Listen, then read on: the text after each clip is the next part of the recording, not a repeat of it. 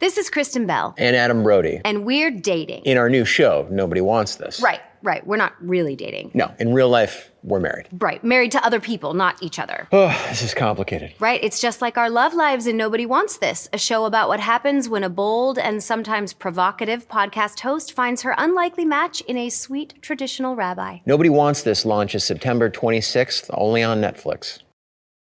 This is what you do when you've just found that statement handbag on eBay and you want to build an entire wardrobe around it. You start selling to keep buying. Yep, on eBay.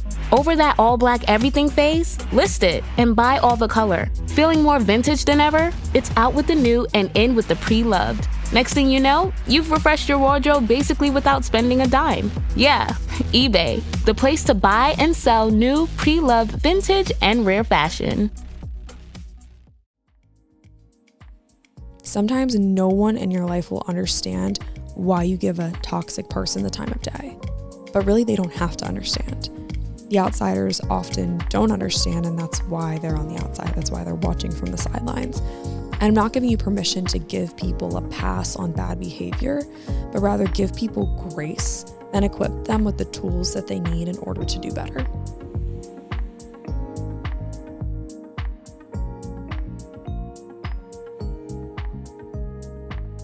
Hey guys, what's up? Welcome back to the podcast. Thank you so much for clicking on today's episode. My name is Lily. I'm your host. And today we're talking all about toxic relationships. Kind of a touchy subject. I have a couple hot takes, so we're going to get into all of that today. But first things first, a little brief catch up. I don't know when I became a type B person, but I just spent 15 minutes trying to find the SD card for my podcast recording equipment. And I don't know when this shift happened, but I'm not the planner that I used to be. And it's so weird. I feel like I used to be so type A about everything. And I used to have to have a plan and everything was on time. And now I'm just kind of I'm the type of person that the old me would hate. I'm the type of person that would be so bothered by just having my stuff everywhere and everything's nothing's a mess. I'm a neat person. My standard of cleanliness is pretty high, but I just kind of don't know where my stuff is and I lose stuff and I can't keep track of my chapstick and my car keys.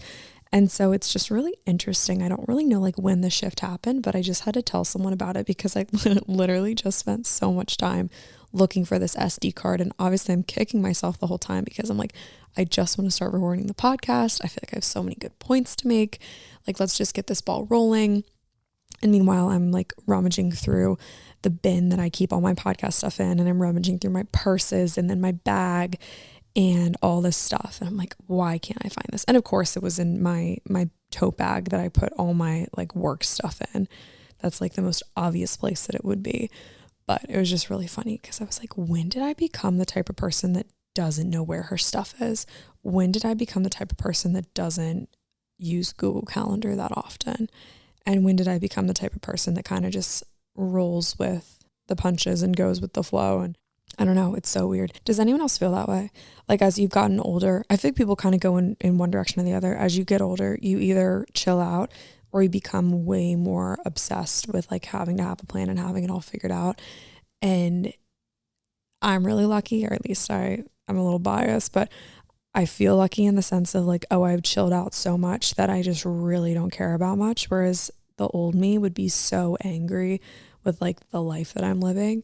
And I don't know, it's really funny to look back and just see how much has changed. And I really think that can be attributed to just the way that I fully just believe that God has a plan for my life and I can't mess it up. No matter what I do, I can't mess it up and everything's according to his will. And I just think that that's really, really helped me to find peace and kind of let my life be chaotic in the best way. It leaves me space and room to continue to mess up. And I was having a cool conversation with my friend Lauren this morning. We grabbed coffee and she said something to the effect of quitters never win and winners never quit. And when you don't have a relationship with God, it's really easy to quit. No matter what the circumstances, it's really easy to give up because it's almost you don't have something to cling to. So why bother? Whereas if you have a relationship with God, you continue to win. And even the losses don't really feel like losses because another win's right around the corner. And that just was like a really cool little convo that we had. There was more to that too, but it kind of rolls into today's episode of toxic relationships, when to stay versus when to go. And I real quick want to shout out my church that I go to, because the pastor did a sermon last Sunday on toxic relationships. So that's kind of where this episode has been inspired from. And I really just wanted to dive deeper into that topic. And I'll leave the sermon in the show notes. But essentially his premise was something along the lines of like, a lot of challenging relationships are called toxic relationships. And just because the relationship is challenging doesn't necessarily mean that it's toxic. And I kind of want to step into that approach. And that's kind of the approach that we will take throughout this whole episode. And I want to preface it by saying that, like, if you're in an abusive relationship, if you're in a relationship that has completely broken you down and burned you out and has left you physically, mentally, emotionally, spiritually, completely, absolutely damaged, that's a toxic relationship that you should walk away from. However, the word toxic is so thrown around in our culture that now it's kind of morphed into any relationship that doesn't really go in your favor, any relationship that may present challenges, any relationship where you might argue with the person. And I'm using relationship as a broad term. This means friendships, relationships that you have with your family members, platonic relationships, romantic relationships. We're going to use relationships as a broad term today. Any relationship that presents challenges is oftentimes labeled toxic. And we're really, really quick to do it.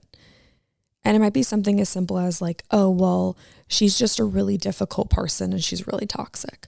Or he just kind of has a bad attitude. He's kind of a jerk. He's pretty toxic. They play texting games, so they're toxic. He or she dates a lot of people at the same time, so they're toxic. And there's so many ways that we kind of use the word toxic. And even I do it. I've looked at certain friends and been like, dang, like you're kind of toxic. Like that's kind of toxic. Or if I'm kind of like playing a little game, I try not to play games, but sometimes like if someone's playing with you, like if you want to play, like let's go. Like I'll admit it, I can play. And so even I might use it. Well, I'm going to be a little toxic with him because he's being a little toxic with me. And it's so easily thrown around. And first and foremost, that's not healthy. Just because someone's challenging doesn't mean that they're toxic. Just because they're going through a rough time doesn't mean that they're toxic. And I know for sure, like there have been circumstances where I'm the toxic one. And I know for sure that there have been situations where I've been dealing with toxic people. So regardless of the situation, I know, you know, we all know that we've all been on both sides of the coin. And I want you to know that that's okay. Second thing that I really want to spend a lot of time on is the idea that just because someone is challenging or going through a rough time means that they get labeled as toxic. Coming at this from a very personal perspective, there are a handful of people who I am friends with, and the way that our friendship operates could be labeled as toxic. If there was someone looking in, they'd probably be like, that's kind of toxic. There are friends that I have where other people have asked me, how can you tolerate them? They're pretty toxic. I don't really think that it's our job necessarily to understand why certain people are placed in our lives, but it is our job to understand how to best deal with them. I'm saying that in like a loving way, like dealing with them in a loving way and dealing with them out of love when the world has kind of given up on them. I'm sure that there's someone that pops into your head right now where you're like, yeah, like I feel like maybe I'm the only one who can get through to them. Or I feel like I'm the only one who kind of understands them. Or maybe it's the other way around. Maybe you're thinking of someone who they're in your life and they're the only person that understands you, when the rest of the world would kind of be like, well, stay away from that person because they're X, Y, and Z. Stay away from that person because they've got a bad attitude, because they don't see the world the same way that I see it, because they have cheated and lied and stolen and, you know, been this way and been that way and done this, and they've made mistakes, and their past has kind of given them the reputation of being toxic. Sometimes no one in your life will understand why you give a toxic person the time of day, but really they don't have to understand. The outsiders often don't understand, and that's why they're on the outside. That's why they're watching from the sidelines. And I'm not giving you permission to give people a pass on bad behavior, but rather give people grace then equip them with the tools that they need in order to do better. Because at the end of the day, maybe they just don't know better. A lot of times we walk away from people because we're protecting our peace, because we shouldn't have to teach them how to treat us, because we shouldn't have to do the work for them. And while all those things are true, if we spend too much time focusing on ourselves and focusing on protecting our peace and doing this and doing that for ourselves, we're kind of missing the point. There's a fine line between walking away to truly protect yourself versus walking away because it's the easiest thing to do. And that's kind of when you have to tap in and find a way to protect your heart, find a way to build walls around it. And really, for me, that comes with prayer. Like if I know that I'm going into a situation where this person might be difficult to work with, I have to put my walls up. I have to check my attitude at the door. I have to find ways to put myself into a little bubble and protect my energy, but aim to work in the heart of the person in front of me who has been given the label of toxic. And this protective bubble can look a lot like boundaries. It can look a lot like setting a time limit on the time that you guys spend together. It could look like meeting in a public spot to have a productive conversation. It could look like bringing a third party in. It could look like not talking about certain topics because it's going to start an argument.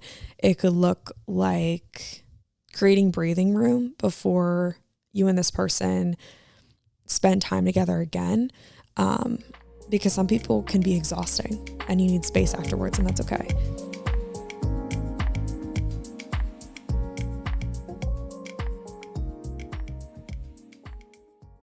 This is what you do when you've just found that statement handbag on eBay and you want to build an entire wardrobe around it. You start selling to keep buying. Yep, on eBay.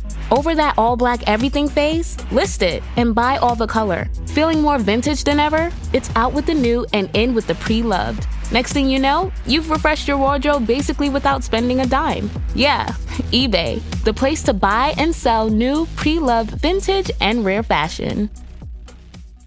The last thing you want to hear when you need your auto insurance most is, "Thank you for calling. Please listen to your list of 46 possible service options." which is why when you choose USAA Auto Insurance, you'll get great service that is easy and reliable. 24/7 online service for claims, access to roadside assistance, and more. All at the touch of a button. Start getting the service you deserve. Get a quote today. Ability to receive a quote depends on membership eligibility. Membership eligibility and product restrictions apply and are subject to change. USAA means United Services Automobile Association and its affiliates, San Antonio, Texas. eBay Motors is here for the ride.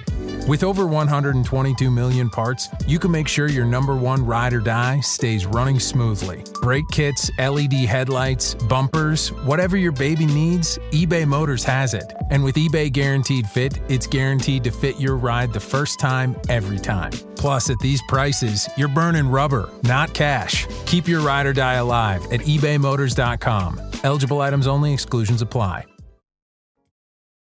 So when do you stay in a toxic relationship?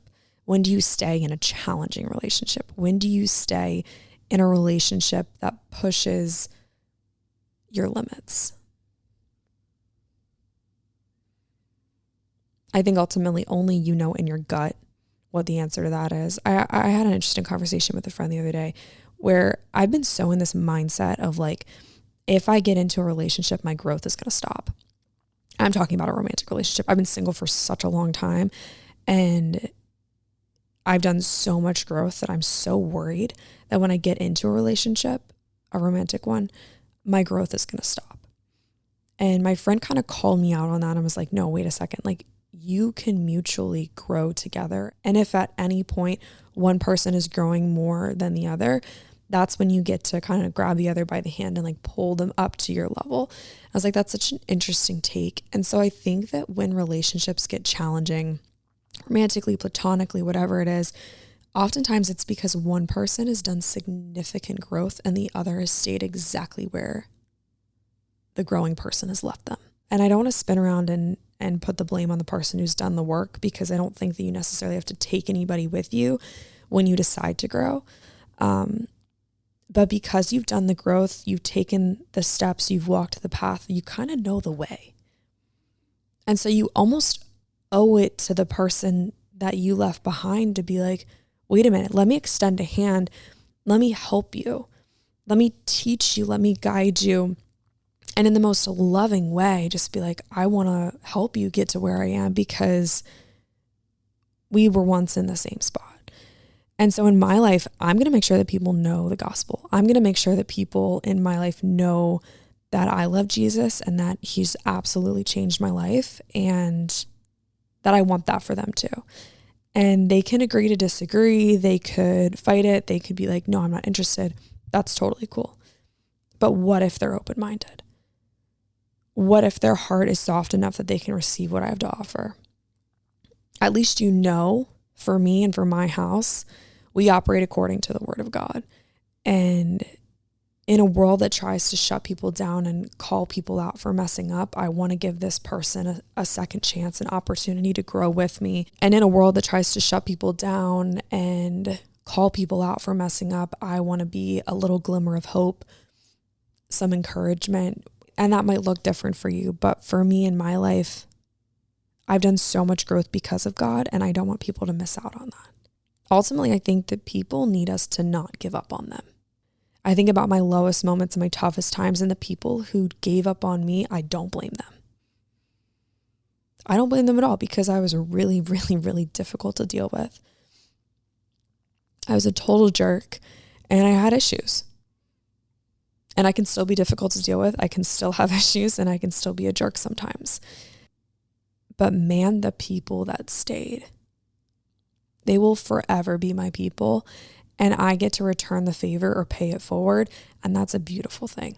What I don't want you to do is look at these challenging relationships like projects, like people that you might be able to change, or how cool would it be if I get to be the person that helps this person. Like, don't be a hero. Don't try to be a hero.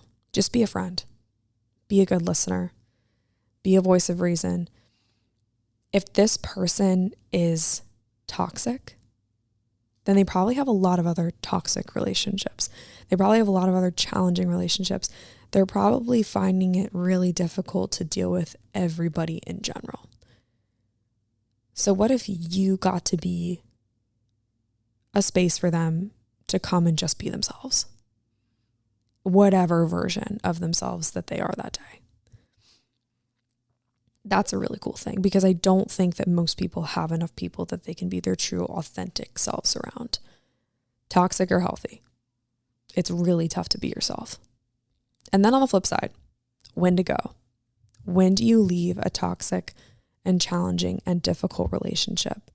I have a really good friend who's going through a breakup right now, and it's kind of nasty. It's a little bit difficult to watch. And we had a good convo the other night. She said that it would be easier not to speak to him because she knows that she just can't get through to him.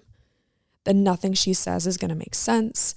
That she's exhausted all of her options. She's tried it all. And she just knows in her gut that going her own way is the best and only option. That's when to go. When you have so much faith and just this deep-rooted feeling that staying just isn't an option anymore. Maybe you've lost that person's ears. Maybe you have truly tried everything and mentally, physically, spiritually, emotionally, you're beaten up, you're broken down, and they've just taken up too much of your energy and it's causing significant harm to your overall health and well-being. That is when you go.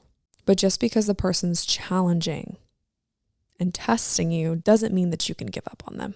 But when it gets to a point where your well-being is truly threatened by this person, that is when you go. From a biblical perspective, Jesus was the perfect example of a guy who was always involved in toxic or challenging relationships. All throughout the Gospels, there's so many examples of times where he hung out with people who the average Joe wouldn't spend time with. I love the story of the woman at the well where Jesus comes up and asks her for a drink and she's like, well, you don't have a bucket. And he's like, yeah, you're right. And then they start chatting and he's like, but I don't really need a bucket because there's this water that you can drink and it's living water and it's going to give you life. And she's like, all right, well, where can I get some of this? And then they start talking a little bit more. And then Jesus asks her to go get her husband. And she's like, I don't have one. And he's like, yeah, you're right. You have 5. And I just always laugh because I'm like, I feel like he says that like a little bit sarcastically. That's like, yeah, you're right. Like you have 5 husbands, not just one. He kind of like calls her out a little bit. And long story short, she ends up accepting Jesus into her life and goes back to her town and tells the whole town about Jesus. And Jesus could have easily been like, this woman's going to be really difficult to deal with. She's going to give me attitude. I don't really want to talk to her today. And that whole town would have never known. When you look at your own life, there's probably people where you're like, they're going to catch an attitude with me. I'm just not really interested today. Just because it's a challenging relationship doesn't mean that you're allowed to give up. I think it's really important to remember that people will always fail you time and time again. We're all human. We're all going to mess up. I've messed up time and time again. I'm probably going to keep messing up, and that's okay. But because of that, the strongest relationship that you have to have in your life has to be with something bigger than yourself and with something bigger than the people around you. Because nobody's perfect. Nobody's perfect. And your relationships are important, but you can't let them override the relationship that you have with God. So I don't know what your relationships, what your friendships, what your family dynamic is like, but I'm sure it can be challenging. And so please let this serve as a reminder to not give up on people. People need you to not give up on them. They've got plenty of other people that have already given up on them. Can you be that one little glimmer of hope in their life? Can you stay long enough to work it out? Because honestly, starting over from scratch with a new relationship, eventually challenges are going to present themselves. So if you've already invested time, energy, love, memories, whatever it is with this person, explore the option of working through the challenges. Don't just dump it all because someone messed up. Relationships with other people weren't meant to be easy. So the fact that we are just so quick in society to be like, she's toxic, he's toxic, I'm not talking to them ever again. It just kind of stinks. Like it really, really stinks. And like, I don't know, in this whole idea of protecting your peace, I think it's so important to do that, but it's not really cool to like toss people to the side just because you didn't get along that day. So I really want you to take some time and look at your relationships, look at your friendships, your family dynamics, all that stuff, and just be like, where am I giving up and where am I leaning in? I love you guys so, so much. Thank you so much for listening to today's episode. I hope that it challenged you a little bit, that it encouraged you a little bit to just kind of dig a little bit deeper into those friendships, into those relationships. You are so well equipped to handle people, and you really have the tools that you need. And if you don't, find them. Like, what do you need in order to get through to this person?